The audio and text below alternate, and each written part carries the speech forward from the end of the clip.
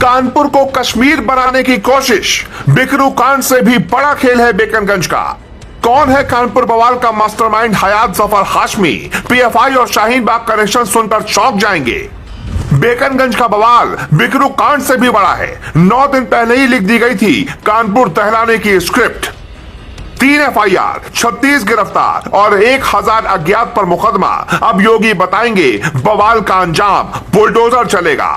कानपुर के बेकनगंज में जो बवाल मचा है उसकी कहानी सिर्फ इतनी ही नहीं है कि जुम्मे की नमाज के दिन कुछ लोग बाजार बंद करवाने निकले और फिर झड़प में कई लोग घायल हो गए।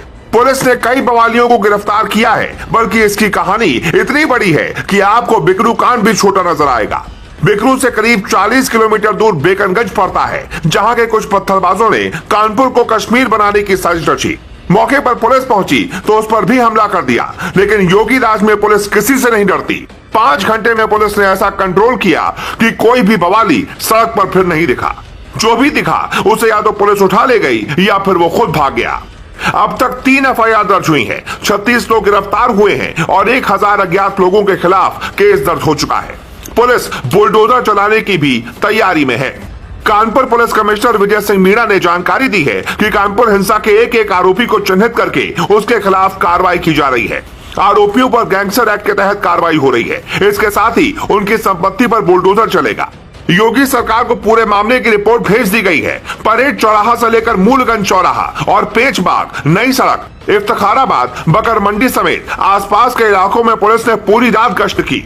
इसकी साजिश 9 दिन पहले यानी कि 26 मई से ही रची जाने लगी थी। ये वो दिन था जब योगी आदित्यनाथ विधानसभा में यूपी के विकास का बजट पेश कर रहे थे और इधर बीजेपी की एक प्रवक्ता नूपुर शर्मा टीवी डिबेट में बैठकर कथित तौर पर पैगंबर मोहम्मद के खिलाफ टिप्पणी कर बैठी। ये वीडियो जैसे ही वायरल हुआ उसके दूसरे ही दिन हयात जफर हाशमी ने मुस्लिम समाज के कुछ लोगों की बैठक बुला ली। हयात जफर हाशमी एमएमए जौहर फैंस एसोसिएशन का अध्यक्ष है, जो खुद को समाज सेवी के तौर पर दिखाता है, लेकिन उसके दिल में नफरत की आग इतनी है कि उसने सीधा बाजार बंद का ऐलान कर दिया।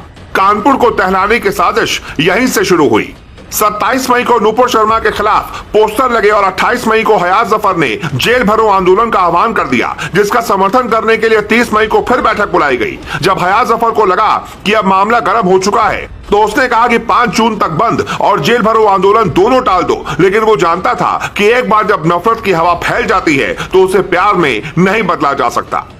जैसे ही 3 जून को जुम्मे की नमाज पढ़ने के लिए लोग यतीमखाना मस्जिद के बाहर इकट्ठा हुए, मस्जिदों से ऐलान हुआ कि पैगंबर मोहम्मद के खिलाफ ऐसी टिप्पणी बर्दाश्त नहीं की जाएगी।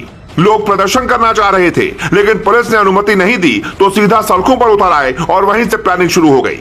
कुछ लोग दुकान बंद करवा रहे थे तो कुछ लोग बवाल बढ़ा रहे थे। जिन लोगों ने दुकान बंद करने से मना किया उनके साथ मारपीट हुई, जबरन दुकानें बंद करवाई गईं और जब पुलिस पहुंची तो सकरी गलियों में घुसकर लोग पुलिस को निशाना बनाने लगे।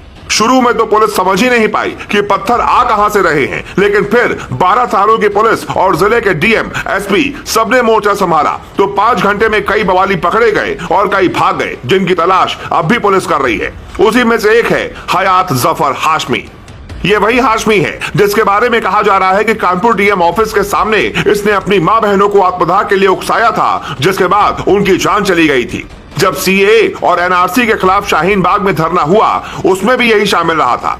शाहीन बाग धरने में पीएफआई संगठन के फंडिंग की बात सामने आ रही थी। 2 दिन पहले ही ईडी ने पीएफआई के 33 बैंक खाते सीज किए थे। ऐसे में हाशमी के पीएफआई कनेक्शन की बात भी सामने आ रही है। हाशमी पर पोस्ट के जरिए लोगों को भड़काने का भी आरोप है, लेकिन अब ज्यादा दिनों तक वो बच नहीं पाएगा, क्योंकि योगी उस जगह से सिर्फ 50 किलोमीटर की दूरी पर थे जहां इतना बड़ा बवाल मचा। राष्ट्रपति रामनाथ कोविंद अपने गांव परौंक के दौरे पर हैं, तो वहीं पीएम मोदी भी यूपी इन्वेस्टर समिट में हिस्सा लेने यूपी पहुंचे थे।